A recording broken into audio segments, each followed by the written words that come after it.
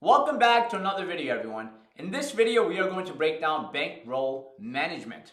We are going to break down what is bankroll management and how to effectively use bankroll management. So let's jump right into it.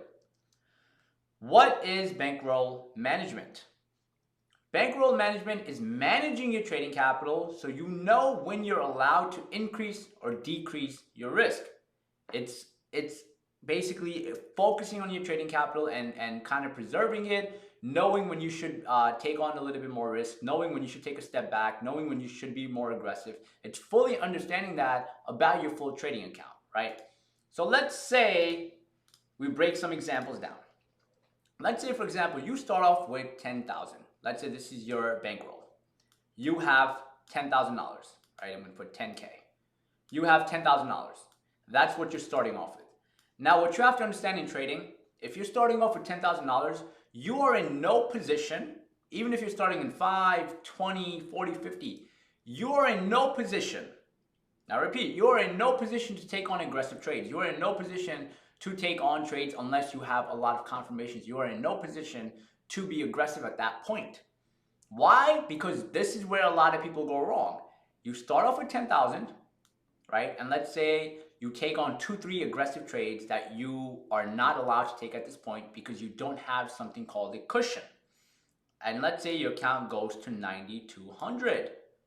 What tends to happen at this point, especially with people first starting out, is instead of you making or looking to find high probability trades, you focus on this $800 loss.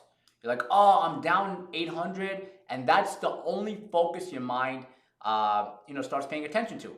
So at that point, finding high quality trades or actually executing high quality trades becomes very, very hard, right? This also works in the same concept of, let's say you're starting out a day from ground up, right? Let's say you start Monday, your daily target for the day is $1,000.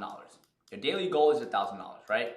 If your daily goal is $1,000, the first few trades you take, you can't be super aggressive, right? Let's say your daily goal is 1,000, your daily max loss is, I don't know, $300. If that's the situation, the idea of managing your bankroll is when you take on your first few trades, obviously there will be times when you find a very high probability trade. That's cool, but when you first start out, right, on the open, market opens at 9:30 a.m. Eastern Standard Time, right when the market opens up, your goal is not to hit that $1,000 offer right away. Right? And obviously, me personally, I'm not a big fan of having money targets, but it actually works for some people, but I'm not a fan of it. But the idea of managing your bankroll is the first few trades you take, right? You want to get your head above water. So let's say you start off and you build your account in the morning, you're up $400. Now, once you're up $400, at this point, you build consistency. You're able to get 1 or 2 high quality trades. Now, right, you are in a position to actually increase your risk. You're in a position to be more aggressive. Now, you also have to be very careful with this because what happens to most people is they might be up 400, right, and they become aggressive and a little bit too aggressive, and then they end up hitting the daily loss limit, right? So you want to make sure that's not the case. You want to make sure if you're someone that is up 400 and you get aggressive and usually lose money, and this is something that should be tracked, then you shouldn't be aggressive. But for some people, you're up 400. Now, if, and I use the word if, and I use it very, very, very, very, very importantly, because if you see a high probability trade, now you can actually take on a little bit more risk. Now you can be a little bit more aggressive because for the day, you have a little bit of a cushion. You're up 400. So what you can do is you can take on it, you can be a little bit more aggressive, you can maybe size up a little bit more if, once again I use the word if, you have a high probability setup, you have a high probability trade. So if that presents itself, that will allow you to increase your profits.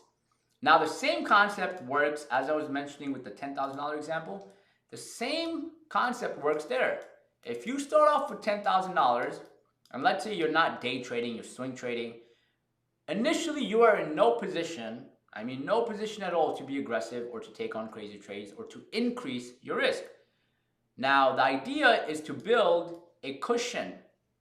Let's say you build a 5K cushion and your account goes to 15,000. Now, if your account goes to 15,000 and you build a 5K cushion, right? Very important to understand that yes, some people like to withdraw some profits, right? But now let's say you're not withdrawing profits right now and you're focusing on just kind of building your account to a larger amount. What you have to understand is at this point, you are allowed to take on more risk. You are allowed to be a little bit more aggressive. Now, pay attention to this, right? You're allowed right now because your account has been going like this. But the moment, let's say your account goes to 15,000, the moment your account goes from 15 to, let's say it takes a little bit of a hit, and let's say it goes to, I don't know, 13,800. It takes a $1,200 hit. You go on like a bad losing streak.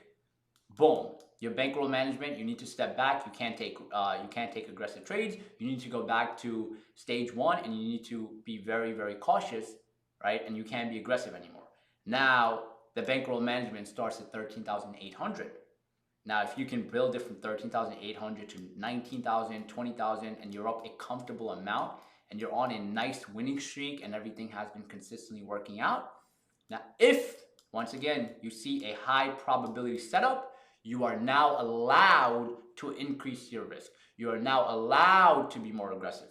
But you have to understand, the whole idea of managing your bankroll, the concept of it, as I mentioned, very similar to poker, is knowing when to be more aggressive, knowing when to take a step back, knowing when to just be in the trade and going with size or decrease size, right? Because sometimes if your trading account is taking a hit, right, or the market is very, very hard to find good plays, your job, and that's where bankroll management kicks in again, your job is not to make money, but your job is to stay alive in the market. That's where you decrease your risk. That's where you're less aggressive.